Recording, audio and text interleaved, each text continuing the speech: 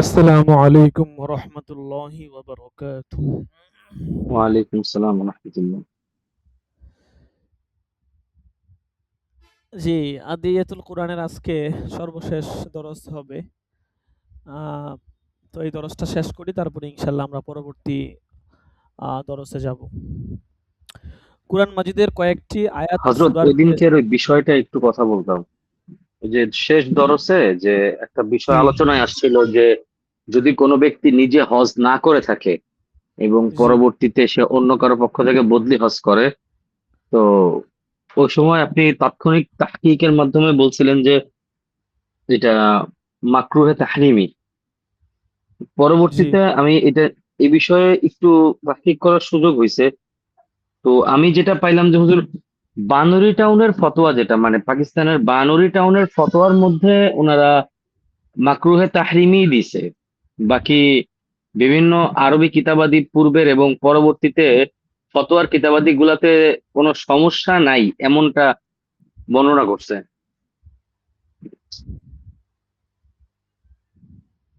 বিশেষ করে জি। আল বাহরুর রায়েকের মধ্যে বিষয়টা খুব বিস্তৃতভাবে আলোচনা করছে। আর উর্দুর মধ্যে আপনার ওই যে কি জানি নাম, আহ, হজের একটা সংক্ষিপ্ত পুস্তিকা, ওইটার মধ্যে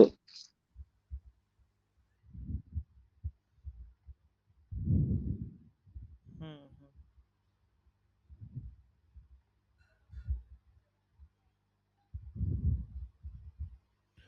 আপনার আচ্ছা, কথা যাই শোনা হোক। যাচ্ছে না।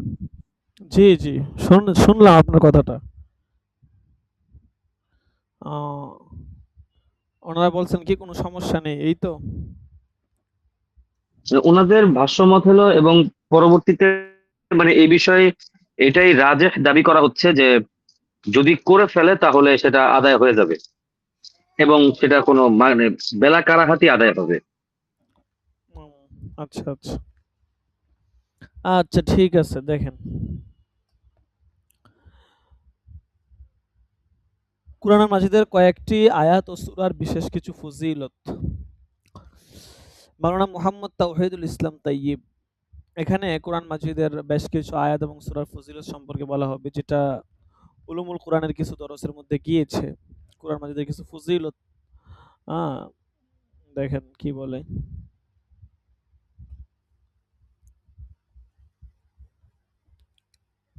প্রথমে আছে সূরা ফাতিহার ফজিলত। আবু সাঈদ ইবনুল মুআল্লা রাদিয়াল্লাহু তাআলা আনহু বলেন, আমি একদিন মসজিদে নামাজ পড়ছিলাম। নবী করিম সাল্লাল্লাহু আলাইহি সাল্লাম আমাকে বললেন, লা উআল্লিমান্নাকা সূরাতান হিয়া আ'যামুস সুওয়ারি ফিল কুরআন ক্বাবলা আন তাখরুজা মিনাল মাসজিদ। তুমি মসজিদ থেকে বের হওয়ার আগেই তোমাকে এমন একটি সূরা শিখাবো যা কুরআন মাজিদের সবচেয়ে মহান সূরা। এরপর বললেন, সেটি হলো আলহামদুলিল্লাহি রাব্বিল আলামিন। সূরা ফাতিহার ফজিলত সম্পর্কে এখানে বলতেছে।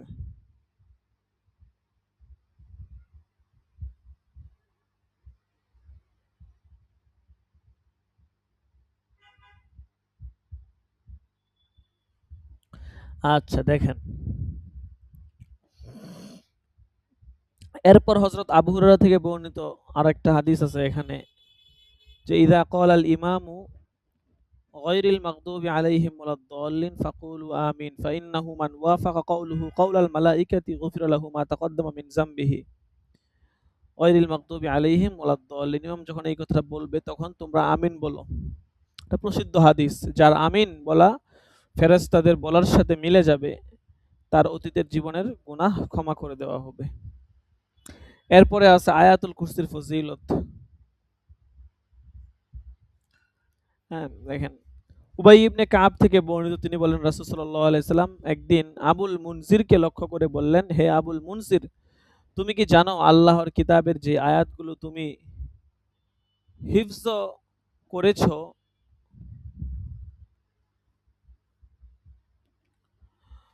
আহ, তার মধ্যে কোন কোন আয়াত শ্রেষ্ঠ? আবুল মুনজির বলেন, আমি বললাম, আল্লাহ এবং তার রাসূলই ভালো জানেন। তিনি আবার বললেন, হে আবুল মুনজির, তুমি কি জানো আল্লাহর কিতাবের যে আয়াতগুলো তুমি হিফজ করেছো তার মধ্যে কোন আয়াত শ্রেষ্ঠ?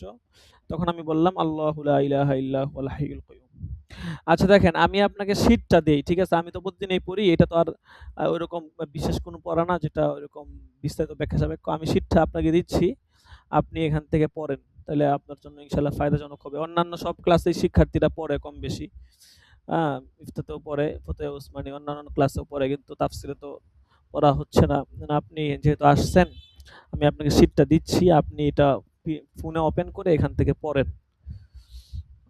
দাঁড়ান। জি ইনশাল্লাহ। জি, জি। তাফসীর বিভাগ। আপনি পড়লে ইনশাআল্লাহ এটা আরো ফায়দা বেশি হবে। আর এটা তো কঠিন কিছু না। পড়লে একটু মুযাকারা হইলো আরকি। দেখা গেছে আমরা কম বেশি সবাই জানি এগুলো। তারপরেও পড়লে এটা যেহানে চলে আসে। এটা নিজের জন্য ফায়দাজনক হয়।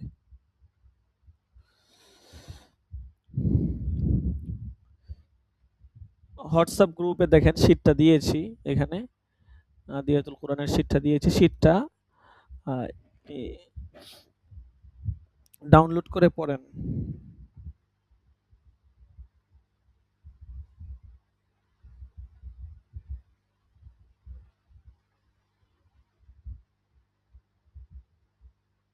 হযরত আমি কি জোরে জোরে মাইকে পড়বো, মানে এখানে পড়বো জোরে জোরে? হ্যাঁ, হ্যাঁ, হ্যাঁ, নিজে হ্যাঁ। নিজে? জি, জি, এখানে পড়বেন। জি। মাইক্রোফোন অন করে পড়বেন। এখান থেকে পড়েন। এই আ হচ্ছে যে সূরা বাকারার শেষ ২ আয়াতের ফজিলত এখান থেকে পড়েন। বিসমিল্লাহির রহমানির রহিম। সূরা বাকারার শেষ ২ আয়াত। হযরত আব্দুল্লাহ ইবনে আব্বাস রাদিয়াল্লাহু তাআলা আনহু থেকে বর্ণিত, তিনি বলেন, একদিন জিবরাইল আলাইহিস সালাতু ওয়াস সালাম নবী সাল্লাল্লাহু আলাইহি ওয়াসাল্লামের কাছে বসা ছিলেন।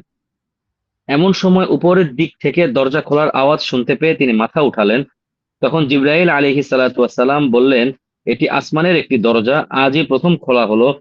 আগে কখনো এ দরজা খোলা হয়নি। সেখান থেকে একজন ফেরেশতা নেমে এলেন। তিনি বললেন, এই ফেরেশতা আজকের আগে আর কখনো পৃথিবীতে আসেননি। ফেরেশতা সালাম দিয়ে বললেন, আবশির বিন আবশির বিনুরাইনে উতীতুমা লাম ইউ লাম ইউতাহুমা নাবিয়্যুন ক্বাবলাকা ফাতিহাতুল কিতাবি ওয়া খাওয়াতিমু সূরাতিল বাকারাতি লান তাকরা'a বিহারফিন মিনহুমা ইল্লা উ'তিতাহু। অর্থাৎ, আপনি এমন দুটি আলোর সুসংবাদ গ্রহণ করুন যা শুধু আপনাকেই দেওয়া হয়েছে, আপনার পূর্বে আর কোনো নবীকে দেওয়া হয়নি। সূরায়ে ফাতিহা এবং সূরায়ে বাকারার শেষাংশ। আপনি এর যে কোনো হরফ পড়বেন, তার মধ্যকার প্রার্থিত বিষয় আপনাকে দেওয়া হবে। সহিহ মুসলিম। হযরত আবু মাসউদ রাদিয়াল্লাহু তাআলা আনহু থেকে বর্ণিত, নবী করিম সাল্লাল্লাহু আলাইহি ওয়াসাল্লাম ইরশাদ করেন, মান ক্বারাআ বিল আয়াতাইনি মিন আখির সূরাতিল বাকারাতি ফি লাইলাতিন কাফাতাহু। যে ব্যক্তি রাতে সূরা বাকারার শেষ ২ আয়াত পড়বে, তার জন্য তা রাতের আমল হিসেবে এবং সকল অনিষ্ট থেকে রক্ষা পাওয়ার ক্ষেত্রে যথেষ্ট হবে। সহিহ বুখারী। সূরা কাহাফ। হযরত আবু দারদা রাদিয়াল্লাহু তাআলা আনহু থেকে বর্ণিত, নবী করিম সাল্লাল্লাহু আলাইহি ওয়াসাল্লাম বলেছেন, মান হাফিজা ১০ আয়াতিন মিন আউয়ালি সূরাতিল কাহফি উসিমা মিনাদ দাজ্জালি। অর্থাৎ, যে ব্যক্তি সূরা কাহাফের প্রথম ১০ আয়াত মুখস্থ করবে, দাজ্জালের ফিতনা থেকে সে মুক্ত থাকবে। সহিহ মুসলিম। অন্য বর্ণনায় সূরা কাহাফের শেষ ১০ আয়াত সম্পর্কে এই ফজিলতের কথা উল্লেখ রয়েছে। হযরত আবু সাঈদ খুদরি রাদিয়াল্লাহু তাআলা আনহু থেকে বর্ণিত, রাসূলুল্লাহ সাল্লাল্লাহু আলাইহি ওয়াসাল্লাম ইরশাদ করেন, মান ক্বারাআ সূরাতাল কাহফি ফি ইয়াউমিল জুমআতি আদাআ লাহু মিনান নূরি মা বাইনাল জুমআতাইন। অর্থাৎ, যে ব্যক্তি জুমার দিন সূরা কাহাফ তেলাওয়াত করবে, তাকে পরবর্তী জুমা পর্যন্ত একটি নূর বেষ্টন করে রাখবে। মুস্তাদরাকে হাকিম। সূরা ইয়াসিনের ফজিলত। হযরত জুনদুব রাদিয়াল্লাহু তাআলা আনহু থেকে বর্ণিত, রাসূল পাক সাল্লাল্লাহু আলাইহি ওয়াসাল্লাম বলেন, মান ক্বারাআ ইয়াসিন ফি লাইলাতি ইবতিগাই ওয়াজহিল্লাহি গুফিরা লাহু। যে ব্যক্তি আল্লাহ তাআলার সন্তুষ্টির জন্য রাতের বেলা সূরা ইয়াসিন তেলাওয়াত করবে, তাকে ক্ষমা করে দেওয়া হবে। সহিহ ইবনে হিব্বান। আতা ইবনে আবি রাবাহ রাহিমাহুল্লাহ বলেন, আমার কাছে এই হাদিস পৌঁছেছে যে রাসূলুল্লাহ সাল্লাল্লাহু আলাইহি ওয়াসাল্লাম বলেছেন, মান ক্বারাআ ইয়াসিন ফি সাদরিন নাহারি কুযিয়াত হাওয়াইজুহু। ইসনাদুহু সহিহুন। যে ব্যক্তি দিনের শুরুতে সূরা ইয়াসিন তেলাওয়াত করবে, তার যাবতীয় প্রয়োজন পুরা করা হবে। সুনানে দারিমি। সূরা ফাতাহ এর ফজিলত। জোহরের পরে নির্দিষ্ট কোন সূরা পাঠের কথা হাদিসে নেই। তবে যেহেতু সূরা ফাতাহ কোরআনের একটি ফজিলতময় সূরা, তাই এটি তেলাওয়াত করতে পারেন। এই সূরার ফজিলত সম্পর্কে হাদিসে এসেছে, রাসূলুল্লাহ সাল্লাল্লাহু আলাইহি ওয়াসাল্লাম হযরত ওমর রাদিয়াল্লাহু তাআলা আনহুকে বলেছেন, লাকাদ উনজিলাত আলাইয়া লাইলাতা সূরাতুন লাহিয়া আহাব্বু ইলাইয়া মিম্মা তালাআত আলাইহি আশ-শামসু সুম্মা ক্বারাআ ইন্না ফাতাহনা লাকা ফাতহাম মুবিনা। আজ রাতে আমার উপর এমন একটি সূরা নাজিল হয়েছে যা আমার কাছে সূর্যালোকিত সকল স্থান হতে উত্তম। এরপর রাসূল সাল্লাল্লাহু আলাইহি ওয়াসাল্লাম পাঠ করলেন, ইন্না ফাতাহনা লাকা ফাতহাম মুবিনা, নিশ্চয়ই আমি তোমাকে সুস্পষ্ট বিজয় দান করছি। সূরা নাবা এর ফজিলত।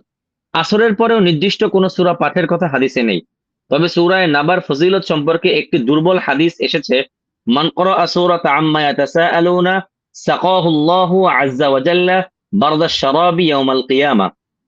যে ব্যক্তি সূরা নাবা পাঠ করবে, আল্লাহ তাকে কিয়ামতের দিন ঠান্ডা পানীয় দ্বারা তৃপ্ত করবেন। তাফসীরে কাশশাফ। সূরা ওয়াকিআর ফজিলত। মাগরিবের পরে বা রাতে সূরা ওয়াকিআ পাঠ সম্পর্কে বিভিন্ন তাফসীরের কিতাবে অন্তিম রোগশয্যায় আব্দুল্লাহ ইবনে মাসউদ রাদিয়াল্লাহু তাআলা আনহু এর শিক্ষাপ্রদ কথোপকথন এসেছে। ইবনে কাসির ইবনে আসাকিরের বরাত দিয়ে এই ঘটনা বর্ণনা করেন যে আব্দুল্লাহ ইবনে মাসউদ রাদিয়াল্লাহু তাআলা আনহু যখন অন্তিম রোগশয্যায় শায়িত ছিলেন, তখন আমিরুল মুমিনিন ওসমান রাদিয়াল্লাহু তাআলা আনহু তাকে দেখতে যান। তখন তাদের মধ্যে শিক্ষাপ্রদ যে কথোপকথন হয় তা নিম্নরূপ। হযরত ওসমান বললেন, মা তাশতাকি, আপনার অসুখটা কি? হযরত ইবনে মাসউদ বললেন, জুনুবি, আমার পাপসমূহই আমার অসুখ। হযরত ওসমান রাদিয়াল্লাহু তাআলা আনহু বললেন, ফামা তাশতাহি, আপনার বাসনা কি? হযরত ইবনে মাসউদ রাদিয়াল্লাহু তাআলা আনহু বললেন, রহমাতু রাব্বি, আমার পালনকর্তার রহমত কামনা করি। হযরত ওসমান রাদিয়াল্লাহু তাআলা আনহু বললেন, আলা আমনুন লাকা বিতাবিবিন, আমি আপনার জন্য কোন চিকিৎসক ডাকবো কি? হযরত ইবনে মাসউদ রাদিয়াল্লাহু তাআলা আনহু বললেন, আত-তাবিবু আমরাজানি, চিকিৎসকই আমাকে রোগাক্রান্ত করেছে। হযরত ওসমান রাদিয়াল্লাহু তাআলা আনহু বললেন, আলা আমরু লাকা বিআতাইন, আমি কি আপনার জন্য সরকারি বাইতুল মাল থেকে কোনো উপঢৌকন পাঠিয়ে দিব? হযরত ইবনে মাসউদ রাদিয়াল্লাহু তাআলা আনহু বললেন, লা হাজাতা লি ফিহি, এর কোনো প্রয়োজন নেই। ওসমান বললেন, জি ওয়া আলাইকুম আসসালাম।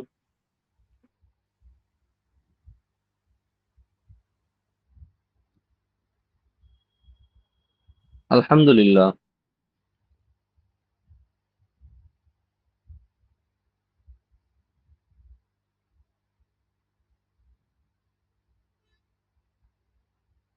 আমাদের তো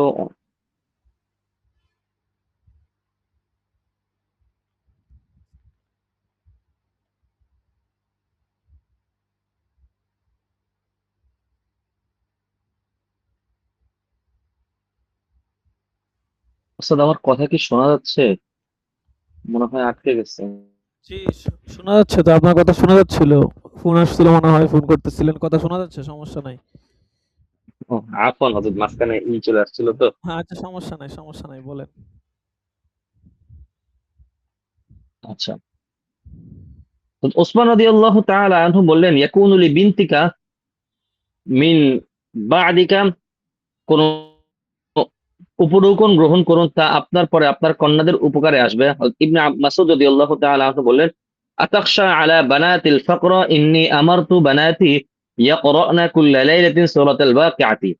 আপনি চিন্তা করেছেন যে আমার কন্যারা দারিদ্র এবং উপবাসে পতিত হবে? আমি তো আমার কন্যাদেরকে নির্দেশ দিয়ে রেখেছি যে তারা যেন প্রতি রাতে সূরা ওয়াকিআ পাঠ করে। এরপর তিনি বলেন, আমি রাসূলুল্লাহ সাল্লাল্লাহু আলাইহি ওয়াসাল্লামকে বলতে শুনেছি, মান ক্বারাআ সূরাতাল ওয়াকিআতি কুল্লা লাইলাতিন লাম ইউসিবহু কাফাতুন আবাদান, ফাকাতুন আবাদান। যে ব্যক্তি প্রতি রাতে সূরা ওয়াকিআ পাঠ করবে সে কখনোই উপবাস করবে না। তাফসীরে মাআরিফুল কোরআন। সূরা মুলক এর ফজিলত। আবু হুরায়রা রাদিয়াল্লাহু তাআলা আনহু রাসূলুল্লাহ সাল্লাল্লাহু আলাইহি ওয়াসাল্লাম থেকে ইরশাদ করেন, সূরাতুম মিনাল কুরআনি 30 আয়াতান তাশফাউ লিসাহিবিহা হাত্তা ইউগফার লাহু তাবারাকাল্লাযী বিয়াদিহিল মুলক। কুরআনে 30 আয়াত বিশিষ্ট একটি সূরা আছে, যে নিয়মিত সেই সূরা তেলাওয়াত করবে তার জন্য ক্ষমা আদায় করা পর্যন্ত সূরাটি সুপারিশ করতে থাকবে। সূরাটি হলো তাবারাকাল্লাযী বিয়াদিহিল মুলক, সুনানে আবি দাউদ। আনাস রাদিয়াল্লাহু তাআলা আনহু থেকে বর্ণিত, রাসূলুল্লাহ সাল্লাল্লাহু আলাইহি ওয়াসাল্লাম বলেছেন, সূরাতুম মিনাল কুরআন মা ফিহা ইল্লা 30 আয়াহ খাসামাত আন আসহাবিহা হাত্তা আদখালাতহুল জান্নাতা ওয়া হিয়া সূরাতু তাবারাকা। কোরআনে 30 আয়াত বিশিষ্ট একটি সূরা আছে। নিয়মিত যে ব্যক্তি সেই সূরা তেলাওয়াত করবে তার পক্ষে সে তর্ক করবে, এক পর্যায়ে তাকে জান্নাতে নিয়ে যাবে। সেটি হলো সূরা মুলক। হাইসামি রহমতুল্লাহ আলাইহি বলেন, রাওয়াহু তাবরানী ফিস সগীর আল আওসাত ওয়া রিজালুহু রিজালুস সহিহ মাজমাউজ জাওয়ায়েদ। হযরত আব্দুল্লাহ ইবনে মাসউদ রাদিয়াল্লাহু তাআলা আনহু বলেন, মান ক্বারাআ তাবারাকাল্লাযী বিয়াদিহিল মুলক কুল্লা লাইলাতিন মানাআহু আল্লাহু বিহা মিন আযাবিল কবরি ওয়া কুন্না ফি আহদি রাসূলিল্লাহি সাল্লাল্লাহু আলাইহি ওয়াসাল্লাম নুসাম্মিহাল মানিআতা ওয়া ইন্নাহা ফি কিতাবিল্লাহি সূরাতুন মান ক্বারাআ বিহা ফি কুল্লি লাইলাতিন ফাকাদ আকতারা ওয়া আতাবা। যে ব্যক্তি প্রতি রাতে সূরা মুলক পড়বে আল্লাহ তাআলা তাকে এর উসিলায় কবরের আযাব থেকে মুক্ত রাখবেন। রাসূলুল্লাহ সাল্লাল্লাহু আলাইহি ওয়াসাল্লামের জামানায় এই সূরাকে আমরা বলতাম মানিআ, অর্থাৎ কবরের আযাব প্রতিরোধকারী। যে ব্যক্তি প্রতি রাতে এই সূরা তেলাওয়াত করলো সে অনেক তেলাওয়াত করলো এবং উত্তম কাজ করলো। সুনানুল কুবরা লিন-নাসাই। হাইসাম রাদিয়াল্লাহু তাআলা আনহু রাহিমাহুল্লাহ বলেন, রাওয়াহু তাবরানী ফিল কাবীর ওয়াল আওসাতি ওয়া রিজালুহু সিকাত। সূরা ইখলাস। আবু সাঈদ খুদরি রাদিয়াল্লাহু তাআলা আনহু থেকে বর্ণিত, নবী করিম সাল্লাল্লাহু আলাইহি ওয়াসাল্লাম একদিন সাহাবায়ে কেরামকে লক্ষ্য করে বললেন, আয়াজিসু আহাদুকুম আইয়াকরা সুলুসাল কুরআন ফি লাইলাতিন, তোমাদের কেউ কি রাতের বেলা কোরআন মাজিদের 1/3 তেলাওয়াত করতে পারবে? বিষয় তাদের কাছে কঠিন মনে হলো। তারা বললেন, ইয়া রাসূলুল্লাহ, আমাদের কে তা পারবে? তখন তিনি বললেন, আল্লাহুল ওয়াহিদুস সামাদ সুলুসুল কুরআন, অর্থাৎ সূরা ইখলাস কোরআন মাজিদের 1/3। সূরা ইখলাস, সূরা ফালাক, সূরা নাস। হযরত আয়েশা রাদিয়াল্লাহু তাআলা আনহা থেকে বর্ণিত, কানা রাসূলুল্লাহ সাল্লাল্লাহু আলাইহি ওয়াসাল্লাম ইদা আওয়া ইলা ফিরাশিহি নাফাথা ফি কাফাইহি বিকুল হুয়াল্লাহু আহাদ ওয়া লিল মুআউযাতাইন জামিআন থুম্মা ইয়ামসাহু বিহিমা ওয়াজহাহু ওয়া মা বালাগাত ইয়াদাহু মিন জাসাদিহি। ক্বালাত আয়েশাতু ফালাম্মা ইশতাকা কানা ইয়া'মুরুনি আন আফআলা যালিকা বিহি। অর্থাৎ হুজুর পাক সাল্লাল্লাহু আলাইহি ওয়াসাল্লাম যখন রাতে বিছানায় আসতেন ঘুমানোর আগে সূরা ইখলাস, ফালাক এবং সূরা নাস পড়ে 2 হাতের তালুতে একত্র করে ফু দিতেন। এরপর সেই 2 হাতে চেহারা ও পুরো শরীর যতদূর সম্ভব মুছে নিতেন। আয়েশা রাদিয়াল্লাহু তাআলা আনহা বলেন, নবী করিম সাল্লাল্লাহু আলাইহি ওয়াসাল্লাম অসুস্থ হয়ে গেলে আমাকে আদেশ করতেন, আমি তা পড়ে অর্থাৎ এই সূরাগুলো পড়ে হাতের তালুতে ফু দিয়ে তার শরীরে মোছার কাজ করে দিতাম। সহিহ বুখারী। অন্য রিওয়ায়াতে আছে, ইয়ামসাহু বিহিমা মা ইসতাতা'a মিন জাসাদিহি ইয়াবদাউ বিহিমা আলা রাসিহি ওয়া ওয়াজহিহি ওয়া মা আকবালা মিন জাসাদিহি ইউফআলু যালিকা 3 মাররাতিন। 2 হাতের পুরো শরীর যতদূর সম্ভব মুছে নিতেন। মোছা শুরু করতেন মাথা, চেহারা ও শরীরের সম্মুখ ভাগ থেকে। 3 বার এমন করতেন। সহিহ বুখারী। হযরত আব্দুল্লাহ ইবনে খুবাইব রাদিয়াল্লাহু তাআলা আনহু থেকে বর্ণিত, নবী করিম সাল্লাল্লাহু আলাইহি ওয়াসাল্লাম ইরশাদ করেছেন যে, কুল হুয়াল্লাহু আহাদ ওয়াল মুআউযাতাইন হিনা তুমসি ওয়া তুসবিহু 3 মাররাতিন তাকফিকা মিন কুল্লি শাইইন। সূরা ইখলাস, সূরা ফালাক, সূরা নাস সকাল সন্ধ্যা 3 বার পড়লে তা তোমার জন্য সকল সমস্যা ও অনিষ্ট থেকে রক্ষার ক্ষেত্রে যথেষ্ট হয়ে যাবে। একটি জরুরি কথা, আপাতত এখানে কয়েকটি বর্ণনায় উল্লেখ করা হলো। এক্ষেত্রে যে বিষয়টি আমাদের খেয়াল রাখা উচিত সেটি হলো, আমরা যেমন কোরআন মাজিদের বিভিন্ন আয়াত ও সূরা সহিহ হাদিসে বর্ণিত বিভিন্ন ফজিলত লাভ করার উদ্দেশ্যে তেলাওয়াত করি, তেমনি বরং তার চেয়ে বেশি গুরুত্বের সাথে পুরো কোরআন মাজিদ তেলাওয়াতের ব্যাপারে যত্নশীল হওয়া। সেক্ষেত্রে তেলাওয়াত করার উচিত তাসবিহ ও তারতিলের সাথে। তেলাওয়াত হওয়া উচিত তাদাব্বুর ও তাফাক্কুরের সাথে, যেন আমরা কোরআন থেকে নসিহত গ্রহণ করতে পারি এবং জীবনের প্রতিটি ক্ষেত্রে কোরআনের হেদায়েত ও নির্দেশনা লাভ করতে পারি। বিশেষ করে যারা বুঝে বুঝে কোরআন তেলাওয়াত সামর্থ্য রাখেন তাদের জন্য তো অবশ্যই এ বিষয়ে অধিক যত্নশীল হওয়া উচিত। আর যারা বর্তমানে সমর্থ নন তাদেরও উচিত সহিহ শুদ্ধ তেলাওয়াত শেখার পর কোরআন বুঝার চেষ্টা করা। ইরশাদ হয়েছে, কিতাবুন আনসালনাহু ইলাইকা মুবারাকুন লিয়াদাব্বারু আয়াতিহি ওয়া লিয়াতাযাক্কারা উলুল আলবাব। হে রাসূল, এটি এক বরকতময় কিতাব যা আমি তোমার প্রতি নাজিল করেছি, যাতে মানুষ এর আয়াতের মধ্যে চিন্তা করে এবং যাতে বোধসম্পন্ন ব্যক্তিগণ উপদেশ গ্রহণ করে। সূরা সাফফাত। হযরত হুযায়ফা রাদিয়াল্লাহু তাআলা আনহু নবীজির কোরআন তেলাওয়াতের পরিচালনা করতে গিয়ে বলেন, ইয়াকরাউ মুতারাসসিলান ইযা মাররা বিআয়াতিন ফিহা তাসবিহুন সাব্বাহা ওয়া ইযা মাররা বিসাওয়ালিন সাআলা ওয়া ইযা মাররা বিতাআউযুদিন তাআওয়াদা। তিনি ধীরে ধীরে তেলাওয়াত করেছেন, যখন এমন কোন আয়াত পড়েছেন যাতে তাসবিহের কথা আছে তিনি তাসবিহ পড়েছেন, যেখানে চাওয়ার কথা সেখানে চেয়েছেন, এবং যেখানে কোনো কিছু আশ্রয় প্রার্থনার কথা আছে আশ্রয় প্রার্থনা করেছেন। আল্লাহ তাআলা আমাদেরকে এভাবেই তেলাওয়াত করার তৌফিক দান করুক, অধিক পরিমাণে তেলাওয়াত করার এবং কোরআনের মাধ্যমে জীবন আলোকিত করার সৌভাগ্য নসিব করুন, আমিন।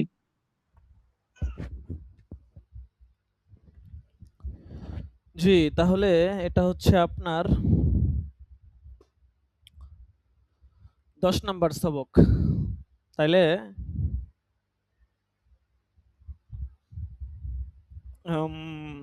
আদিয়াতুল কোরআন তো শেষ হয়ে গেল, আর আদিয়াতুল কোরআনের সাথে যেন আমাদের আরেকটা কি সবক ছিল আদিয়াতুল আসবাবুন কোরআনের নুজুল সাথে। মনে হয়। হ্যাঁ, আচ্ছা, আসবাবুন নজুল তো শুরু হবে, কিন্তু আদিয়াতুল কোরআনের সাথে আরেকটা সবক ছিল না, এজাজুল কোরআন নাকি জানো, জি, এজাজুল কোরআন। মাবাদিউত তাফসির, মাবাদিউত তাফসির, মাবাদিউত তাফসির ছিল, তাই না?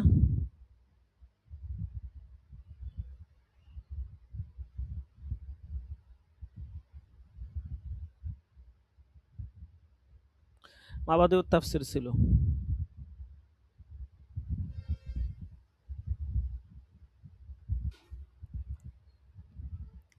মাবাদিউত তাফসিরের কত নাম্বার সবক হয়েছে? সম্ভবত 7 নাম্বার দরজটা হয়েছে। এখানে দেখতে মাবাদিউত তাফসির 7 নাম্বার, 17, 5, 26।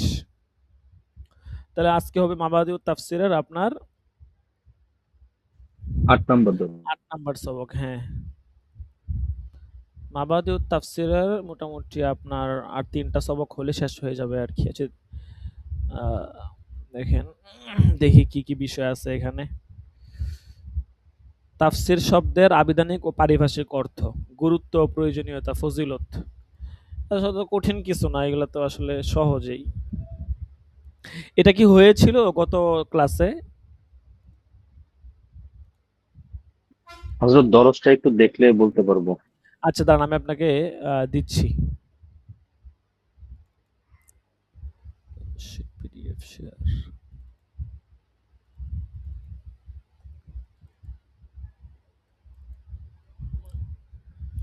মনে হয় হয় নাই। কাকে দিলাম?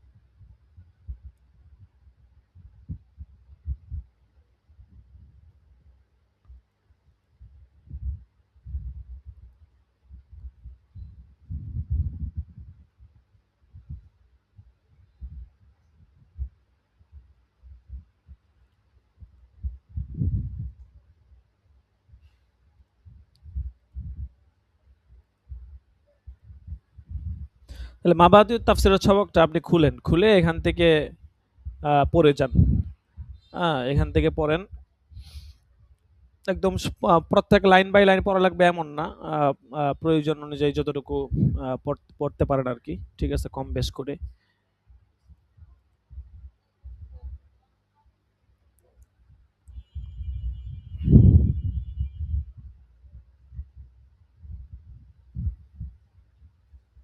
বিসমিল্লাহির রহমানির রহিম। মাবাদিউত তাফসির 8 নং দর্স। তাফসিরের আবিধানিক অর্থ। তাফসির শব্দটি ফাসরুন মূল ধাতু থেকে উদ্গত। বাবে তাফঈলের মাসদার ফাসসারা ইফাসসিরু তাফসীর হিসেবে ব্যবহৃত হয়েছে, যার অর্থ স্পষ্ট করা, প্রকাশ করা, বিশ্লেষণ করা ও ব্যাখ্যা করা। যেমন ইরশাদ হয়েছে, ওয়ালা ইয়াতুনাকা বিমাসালিন ইল্লা জিনাকা বিল হাক্কি ওয়া আহসানা তাফসীরা। অর্থ, তারা তোমার নিকট যে প্রশ্নই নিয়ে আসে আমি তোমাকে তার সঠিক সমাধান ও সুন্দর ব্যাখ্যা দান করি। এছাড়া ফাসসারা শব্দটি বাবে নাসরা ইয়ানসুরু থেকে ফাসারা ইয়াফসুরু ফাসরন এবং বাবে দরাবা থেকে ফাসারা ইয়াফসিরু ফাসরন হতেও উল্লেখিত অর্থে ব্যবহৃত হয়। পারিভাষিক অর্থ, মুফাসসিরিনে কেরামে তাফসীর শব্দের পারিভাষিক বিভিন্ন অর্থ বর্ণনা করেছেন। সেগুলোর মধ্য থেকে উল্লেখযোগ্য তিনটি নিম্নরূপ। প্রখ্যাত মুফাসসির ও আরবি ব্যাকরণবিদ আবুল হাইয়ান তার কৃত তাফসীর গ্রন্থ তাফসীরে বাহরুল মুহিতের মধ্যে লিখছেন, হুয়া ইলমুন ইউবহাসু ফীহি আন কাইফিয়াতিন নুতকি বিআলফাজিল কুরআনি ওয়া মাদলুলাতিহা ওয়া আহকামিহাল ইফরাদিয়্যা ওয়াত তারকিবিয়্যাতি ওয়া মাআনিহা আল্লাতী তুহমালু আলাইহা হালাতুত তারকিব ওয়া তাতামাত্তাল ওয়া তাতিম্মাতিন লিযালিকা। অর্থাৎ তাফসীর হলো এমন শাস্ত্র যাতে কোরআনে কারিমের শব্দাবলীর উচ্চারণ পদ্ধতি, শব্দাবলীর অর্থ, শব্দাবলীর মিলিত ও পৃথক অবস্থার হুকুমসমূহ, সংযুক্ত অবস্থায় বাক্যের অর্থ ও তার পরিপূরক বিষয় নিয়ে আলোচনা করা হয়। পর্যালোচনা, উল্লেখিত সংজ্ঞার আলোকে তাফসীরের মধ্যে নিম্নোক্ত বিষয়গুলো অন্তর্ভুক্ত হয়। আন কাইফিয়াতি নুতকি বিআলফাজিল কোরআন, এর দ্বারা উদ্দেশ্য হলো ইলমুল কিরাআত, কারণ এই শাস্ত্রে আরবি একক শব্দের উচ্চারণ পদ্ধতি সমূহ নিয়ে আলোকপাত করা হয়। ওয়া মাদলুলাতিহা, এর দ্বারা উদ্দেশ্য হলো ইলমুল লুগা, কারণ এর মাধ্যমে আরবি একক শব্দের অর্থগুলো জানা যায়। ওয়া আহকামিহাল ইফরাদিয়্যা, এর দ্বারা উদ্দেশ্য হলো ইলমুল ইশতিকাক ওয়া ইলমুস সরফ, কারণ এর মাধ্যমে আরবি একক শব্দসমূহের মূল ধাতু থেকে বিভিন্ন শব্দের রূপান্তর পদ্ধতি ও রূপান্তরিত অবস্থায় শব্দসমূহের অর্থ বৈশিষ্ট্য জানা যায়। ওয়া আহকামিহাত তারকিবিয়্যা, এর দ্বারা উদ্দেশ্য হচ্ছে ইলমুন নাহউ ওয়া ইলমুল মাআনি, কারণ ইলমুন নাহউ এর মাধ্যমে আরবি একক শব্দসমূহ মিলিত অবস্থার অর্থ, শব্দসমূহের শেষের অবস্থার পরিবর্তন রীতি ও এসবের কারণ জানা যায়। অনুরূপভাবে ইলমুল মাআনি এর মাধ্যমে বাক্যের যথার্থ প্রয়োগ রীতি ও সেই অনুপাতে তার অর্থ অবগত হওয়া যায়। ওয়া মাআনিহা আল্লাতী তুহমালু আলাইহা হালাতুত তারকিব, এর দ্বারা ইলম এর সাথে সাথে, এখানে মনে হয় একটা ইলম বাদ পড়ে গেছে, সম্ভবত এটা ইলমুল হবে, মানে নাহউ এবং মাআনি হবে। তার সাথে সাথে ইলমুল বালাগাত, ইলমুল আদব, ইলমুল উসুলিল ফিকহ ওয়াল হাদিস ইত্যাদিও উদ্দেশ্য হয়ে থাকে। ওয়া তাতিম্মাতিন লিযালিকা, এর দ্বারা ইলমু আসবাবিন নুজুল, ইলমুন নাসিখ ওয়াল মানসুখ এবং তাফসীলুল ইজমাল ইত্যাদিও উদ্দেশ্য হয়ে থাকে। 2, আল্লামা বদরুদ্দিন জারকাশী রহমাতুল্লাহি আলাইহি তার রচিত কিতাব আল বুরহান ফি উলুমিল কোরআন এ ইলমের সংজ্ঞা নিম্নোক্তভাবে বর্ণনা করেছেন। التفسير علم يفهم به كتاب الله المنزل على نبيه محمد صلى الله عليه وسلم واستخراج أحكامه وحكمه। অর্থাৎ তাফসীর হলো এমন এক শাস্ত্র যার দ্বারা নবী মুহাম্মদ সাল্লাল্লাহু আলাইহি ওয়াসাল্লামের উপর নাযিলকৃত কিতাবে বর্ণিত আয়াত সমূহের অর্থ বোঝা যায় এবং সেগুলো হতে আহকাম বের করার পদ্ধতি ও হিকমত অনুধাবন করা যায়। শায়খ মুহাম্মদ আব্দুল আজিম আজ-জারকানি তার তাফসীর শাস্ত্রের আরো কিছুটা ব্যতিক্রমী সংজ্ঞা বর্ণনা করেছেন। هو علم يبحث فيه عن أحوال القرآن المجيد من حيث دلالته على مراد الله تعالى بقدر طاقة البشرية। অর্থাৎ তাফসীর এমন এক শাস্ত্র যার মাঝে মানুষের সামর্থ্য অনুযায়ী কোরআনের আয়াত দ্বারা আল্লাহ তাআলার উদ্দেশ্য বুঝতে কোরআনে কারীমের বিভিন্ন বিষয় নিয়ে আলোচনা করা হয়। তাবিল এর আবিধানিক অর্থ এবং পারিভাষিক অর্থ এবং তাবিলের ব্যবহার। তাবিল শব্দটি আউয়ালুন অর্থাৎ ফেরা মূল ধাতু থেকে উদ্গত, বাবে তাফঈল থেকে আউয়ালা ইউআউবিলু তাবিল সে ব্যবহৃত হয়েছে। এর অর্থ ফিরানো, ব্যাখ্যা করা, তাবিল করা। যেমন বলা হয় ফাকানাল মা'মুলু আরজাউল কালাম ইলা মা ইয়াহতামিলুহু মিনাল মাআনি। অর্থাৎ তাবিলকারী বা ব্যাখ্যাদানকারী ব্যক্তি তার কথাকে সম্ভাব্য কোনো অর্থের দিকে ফিরায়। তাবিলের শব্দের ব্যবহার। তাবিল কোরআনে ব্যবহার হয়েছে তাফসীর করার উদ্দেশ্যে। যেমন আল্লাহ তাআলা ইরশাদ করেন وابتغاء تأويله وما يعلم تأويله إلا الله সূরা আলে ইমরান। দুই পরিণাম যেমন ইরশাদ করেছেন ذلك خير وأحسن تأويلا সূরাতুন নিসা। প্রদত্ত সংবাদ বাস্তবায়ন হওয়া যেমন ইরশাদ হয়েছে হাল ইয়ানজুরুনা হাল ইয়ানজুরুনাল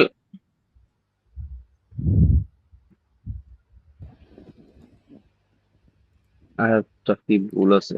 হাল ইয়ানজুরুনা ইল্লা তাউবিলা, হাল ইয়ানজুরুনা এটা মানে ইল্লা মিলে আসছে তাউবিলা। তো এই জন্য আমি হ্যাঁ ওইটা হ্যাঁ, বুঝতে কষ্ট হচ্ছে। আমার তো মনে আচ্ছা যাই হোক, হচ্ছে আয়াত হ্যাঁ ভুল মনে হয়। হাল হ্যাঁ। ইয়ানজুরুনা ইল্লা তাউইলাহু ইয়াওমা ইয়াতি তাউইলু ওয়ালাম্মা ইয়াতিহিম তাউইলু সূরা ইউনূস। স্বপ্নের ব্যাখ্যা হিসেবে আসছে হাযা তাউইলু রুইয়ায়া মিন ক্বাবলি, কাজের ব্যাখ্যা প্রদান হিসেবে আসছে যেমন ইরশাদ হয়েছে সাউনাব্বিউকা বিতাউইলি মা লাম তাসতাতি আলাইহি সাবরা যালিকা তাউইলু মা লাম নাসতাতি আলাইহি সাবরা। আত-তাফসীর আল-মুফাসসিরিন। তাবিল শব্দের পারিভাষিক অর্থ। তাবিলের পারিভাষিক অর্থে ইলমুল মুতাআখির ও মুতাকাদ্দিমিনদের মাঝে মতপার্থক্য রয়েছে। উলামায়ে মুতাকাদ্দিমিন তথা পূর্ববর্তী উলামায়ে কেরামের নিকট তাবিল শব্দের পারিভাষিক ভিন্ন কোনো অর্থ নেই, বরং তাফসীর ও তাবিল একই অর্থে ব্যবহৃত হয়। যেমন মুজাহিদের উক্তি ইন্নাল উলামা ইয়ালামুনা তাওয়িলাহ আই আল কোরআন তাওয়িলাহু আই আল কোরআন, অর্থাৎ নিশ্চয়ই উলামায়ে কেরাম কোরআনের তাবিল তথা ব্যাখ্যা জানেন। এছাড়া আবু জাফর মোহাম্মদ ইবনে জারির আত-তাবারি তার কৃত তাফসীরে তাবারির মধ্যে লেখেন আল কওলু ফি তাওয়িল কওলুহু তাআলা কাযা ওয়া কাযা এবং ইখতালাফ আহলুত তাওয়িল ফি হাযিহিল আয়াতি, বাক্যদ্বয়ের মাঝে ব্যবহারকৃত তাওয়িল শব্দটি দ্বারা তাফসীরি উদ্দেশ্য নিয়েছেন। উল্লেখিত মতানুসারে তাওয়িল শব্দের ভিন্ন কোনো সংজ্ঞার প্রয়োজন নেই। উলামাউল মুতাআখিরিন তথা পরবর্তী পরবর্তী উলামায়ে কেরামের নিকট তাওয়িল শব্দটি তাফসীরের অর্থ নয়, বরং ভিন্ন অর্থে ব্যবহৃত হয়। তাওয়িল শব্দের পারিভাষিক অর্থ হলো হুয়া সরফুল লফজি আনিল মাআনির রাজি'i ইলাল মা'না আল মারজুহি লিদালিলিন ইয়াক্তারিনু বিহি, শব্দের সাথে সম্পৃক্ত কোন দলিলের ভিত্তিতে রাজিহ অর্থকে মারজুহ অর্থের দিকে ফিরানো। তাফসীর ও তাবিলের মধ্যে পার্থক্য। আবু ওবায়দা মামার ইবনুল মুসান্না আয়াত তামি মৃত 210 হিজরি এবং অধিকাংশ উলামায়ে কেরামের অভিমত হলো তাফসীর ও তাবিলের মধ্যে কোনো পার্থক্য নেই। ইমাম আবু মানসুর আল মাতুরিদি তিনি তার তাফসীরের মধ্যে বলেন আল কতউ আলা আন্নাল মুরাদ মিনাল লফজি হাযা ওয়া শাহাদাতু আলা আল্লাহি আন্নাহু আন্নি বিল লফজি হাযা ফাইন কামা দালিলুন মাকতুউন বিহি ফাসাহিহুন ওয়া ইল্লা ফাতাফসীরু বির রাই ওয়া হুয়া আল মানহি আনহু ওয়াত তাওয়ীলু তারজিহু আহাদুল মুহতামালাত বিদুনি কতইন ওয়াশ শাহাদাতি আলা আল্লাহি। অর্থাৎ তাবিল হলো যে দলিল ছাড়াই কোনো একটা কথাকে বলে দেওয়া, আর তাফসীর হলো দলিলের মাধ্যমে উভয় সম্ভাবনার যে কোনো একটাকে বাস্তবায়ন করা বা সাব্যস্ত করা। যিকরু জুমলাতিন মিনাল উলামাই মিন আন্না আত-তাফসীর ইয়ারজিউ ইলা রিওয়ায়াতি ওয়াত তাওয়ীল ইয়ারজিউ ইলা দিরায়াতি। তাফসীরের রিওয়ায়াত এবং তাফসীরের দিরায়াত এই দুইটার ব্যাপারে পার্থক্য বর্ণনা করা হয় যে তাফসীর বলা হয় হলো যেই ব্যাখ্যাটা রিওয়ায়াত অনুযায়ী হয়, অর্থাৎ নকলি রিওয়ায়াত হয়, আর যেই রিওয়ায়াতটা আকলের মাধ্যমে হয় সেটাকে বলা হয় তাওয়িল। 4 নাম্বার আল্লামা রাগিব ইসফাহানি বলেন তাফসীর তাবিল থেকে ইলম, তবে তাফসীর তাবিল থেকে আম, তবে তাফসীর শব্দটি সাধারণত আলফাজ এর তাবিলের ক্ষেত্রে ব্যবহার হয়, এর তাবিল ব্যবহার হয় মানের ক্ষেত্রে। অর্থাৎ মুফরদ শব্দের ক্ষেত্রে ব্যবহার যেটা হয় সেটা হলো তাফসীর, আর জমা এবং মানার ক্ষেত্রে যেটা ব্যবহার হয় সেটা হলো তাবিল।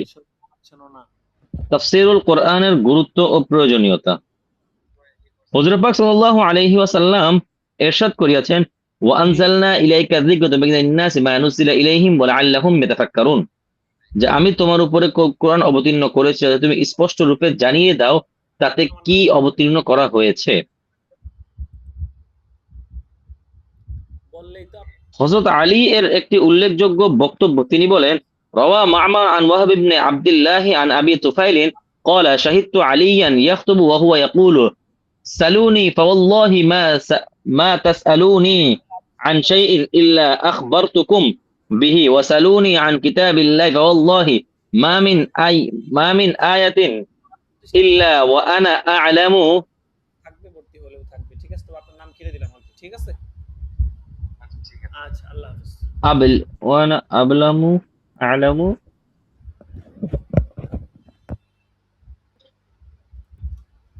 নুজিলাত আম বিনাহরিন। ও আব আবিলাইলিন নুজিলাত আম বিনাহারিন আম ফি সাহলিন আম ফি জাবালিন। কোরআনে তাফসীর জানার ক্ষেত্রে সাহাবায়ে কেরামরা কতটুকু ত্যাগ স্বীকার করেছেন হযরত ইবনে মাসউদ রাদিয়াল্লাহু তাআলা আনহু নিম্নোক্ত উক্তি দ্বারা বোঝা যায়। রাওয়াহুল বুখারী ফি সহিহিহি বিসনাদি আন ইবনে মাসউদ রাদিয়াল্লাহু তাআলা আনহু قال والله الذي لا إله غيره ما أنزلت آية من كتاب الله إلا وأنا أعلم أين نزلت ولا نزلت أي ولا نزلت آية من كتاب الله إلا وأنا أعلم في من نزلت ولو أعلم أحدا أعلم بكتاب الله مني تبلغه تبلغه إلا بل শব্দে মিলে গেছে, জড়ায় গেছে। লারকিবতু ইলাইহি। সাহাবায়ে কেরামরা কোরআনের সহিহ তাফসীর আত্মস্থ করেই ক্ষান্ত হননি, বরং পরবর্তী উম্মতগণের নিকটও সেটা পৌঁছানোর যথাসাধ্য চেষ্টা করে গিয়েছেন। ফজিলত, রাসূল ইরশাদ করেন, খায়রুকুম মান তাআল্লামাল কুরআনা ওয়া আল্লামা। তোমাদের মধ্যে সেই শ্রেষ্ঠ যে নিজে শেখে এবং অন্যকে শেখায়। এবং বরং কোরআন অবিশ্বাসীদের দিকে চ্যালেঞ্জ ছুড়ে বলেছে, ওয়া ইন কুনতুম ফি রাইবিম মিম্মা নাযালনা আলা আবদিনা ফাতু বিসূরাতিন মিন মিথলিহি ওয়াদউ শুহাদাআকুম মিন দুনিল্লাহি ইন কুনতুম সাদিকিন।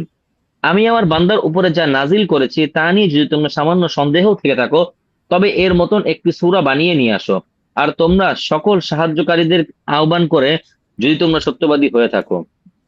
তারপরও তারা ছোট্ট একটা সূরা হাজির করতে পারেনি। তিনি জানিয়ে দিয়েছেন, ইন্না নাহনু নাযালনা যিকরা ওয়া ইন্না লাহু লাহাফিজুন। নিশ্চয়ই আমি এই কোরআনকে অবতীর্ণ করেছি এবং আমি এই কোরআনকে কিয়ামত পর্যন্ত হেফাজত করব। শিক্ষকদের গুরুত্ব ও মর্যাদা এমনিতেই অতুলনীয়, তারপরে সেই শিক্ষা যদি আবার দ্বীন ও ইসলাম ও আল্লাহ পরকালের জন্য হয়, তাহলে সোনায় সোহাগা। রাসূল সাল্লাল্লাহু আলাইহি সাল্লাম শিক্ষকদের মর্যাদা এভাবে ফুটিয়ে তুলেছেন, ইন্নাল্লাহা ওয়া মালাইকাতাহু ওয়া আহলুস সামাওয়াতি ওয়াল আরদিন হাত্তা হাত্তান নামলাতা ফি হুজরিহা ওয়া হাত্তাল হুতা লা ইউসাল্লুনা আলাল মুআল্লিমিন নাসা আলা মুআল্লিমিন নাসাল খায়রা। যে সন্দেহ নেই, যে মানুষকে কল্যাণের শিক্ষা দেন তার প্রতি আল্লাহ রহমত বর্ষণ করেন। তার ফেরেশতা কুল, আকাশ সমূহ ও পৃথিবীর অধিবাসীরা, এমনকি গর্তে থাকা পিঁপড়াও ও মাছও তার জন্য দোয়া করতে থাকেন।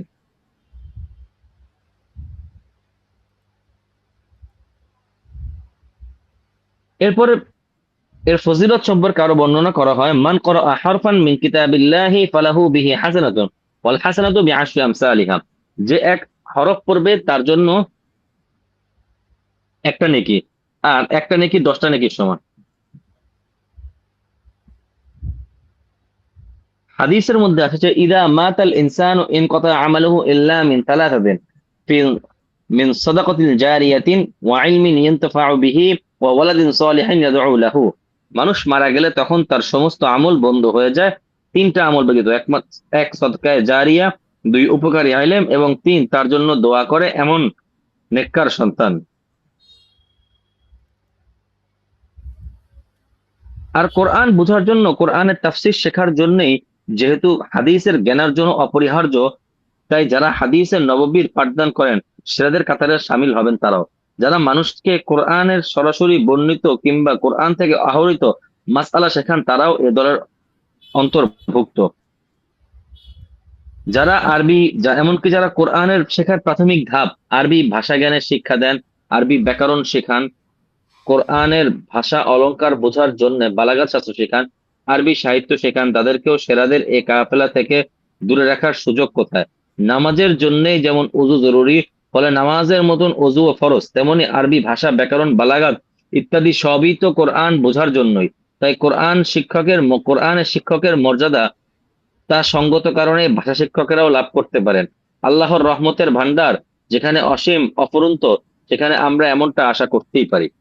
আজকের সবকের মৌলিক শিরোনামগুলো সংক্ষিপ্তভাবে নিম্নে প্রদত্ত। তাফসীরের শব্দের আবিধানিক ও পারিভাষিক অর্থ, সংজ্ঞার ফাওয়ায়েদে কুয়ুদ বর্ণনাকরণ, তাবিল শব্দের আবিধানিক ও পারিভাষিক অর্থ, কোরআনে তাবিল শব্দের ব্যবহারের উদাহরণ, তাফসীর ও তাবিলের মধ্যে পার্থক্য, তাফসীরুল কোরআনের গুরুত্ব ও প্রয়োজনীয়তা, কোরআন শিখা ও শিখানোর ফজিলত। আচ্ছা, ঠিক আছে। তাহলে আশা করি মোটামুটি বিষয়টা ধরতে পেরেছেন যে এখানে আপনার মাবাদিউত তাফসিরের 12 নম্বর সবকে আমাদের তাফসিরের যেই তাফসির সাবজেক্টে ঢোকার আগে যদিও আমরা ইতিমধ্যে তাফসির শুরু করে দিয়েছি, এই বিষয়গুলো আমাদের অবশ্যই জানতে হবে। তাফসির শব্দের অর্থ কি, পারিভাষিক অর্থ কি, এবং এটার সংজ্ঞার ফাওয়ায়েদে কুয়ুদ কি, তাবিল তাফসিরের মধ্যে কোনো পার্থক্য আছে কিনা, এটার পারিভাষিক অর্থ কি, হ্যাঁ? এবং তাফসিরুল কোরআনের একটা গুরুত্ব প্রয়োজনীয়তা আসলে কতটুকু, কোরআন শিখা এবং শিখানোর ফজিলত কি ইত্যাদি প্রাথমিক বিষয়গুলো আমরা এখান থেকে জানলাম। আচ্ছা, তো ঈদুল আজহার আগে হয়তো এটাই শেষ সবক, আর সবক হবে না। আর মঙ্গলবার দিন আপনাদের একটা মৌখিক পরীক্ষা হবে, হ্যাঁ, অল্প সময়ে। কোন কোন সবকগুলো হয়েছে, কতটুকু হয়েছে, কেমন আত্মস্থ করলেন, হ্যাঁ, কম বেশি একটা যাচাই বাছাই পর্যালোচনা হবে আর কি ইনশাআল্লাহ।